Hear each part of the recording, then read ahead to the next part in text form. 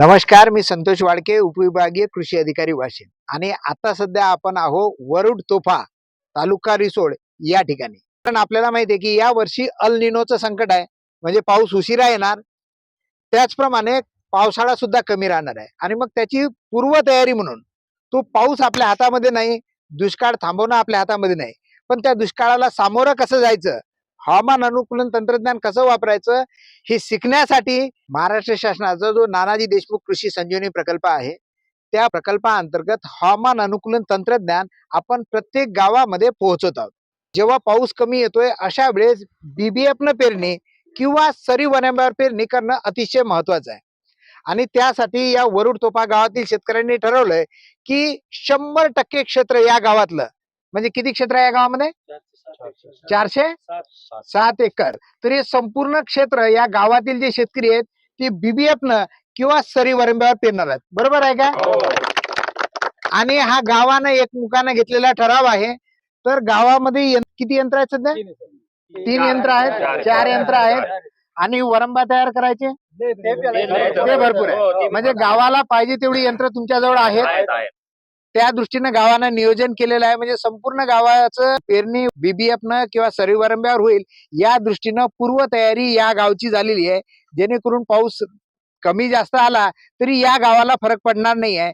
शासनानं सांगितलं की 30% लोकांनी हे करावं, परंतु या गावाने पुढाकार घेऊन आत्ताच ठरवलं की हवामान कसंही असेल पण त्याला मात्र आपण हे तंत्रज्ञान वापरून सामोरं जायचं आहे. तर हे गाव या वर्षी 100% BBF न किंवा सरी वरंब्यावर पेरणी करणार आहे. निसर्गाचं चक्र आपल्या हातामध्ये नाही, पाऊस कमी जास्त पडणं आपल्या हातामध्ये नाही, परंतु हे गाव जसं करत आहे की ज्या गोष्टी आपल्या हातात आहे ते 100% करत आहेत. म्हणजे सरी वरंब्यावर सगळी पेरणी करत आहेत, BBF न पेरणी करत आहेत. आणि त्याही पुढे जाऊन मदन भाऊ व्यवहारे आहेत जे याच्याही पुढे आता जात आहेत. म्हणजे आता आपण नांगरणी पण बंद केली. किती वर्षापासून बंद केली आपण नांगरणी? पहिलं वर्ष आहे. बर. पण BBF 5 वर्षापासून करत आहे. या BBF आणि बेड. बर. आता या वर्षी मात्र नांगरणी बंद करता. हो. कशामुळे बंद करता, काय समजलं तुम्हाला त्यात? झिरो बजेट SRT पद्धत तुमचे व्हिडिओ पाहून कृषी विभागाचे सांगण्यानुसार करायचे.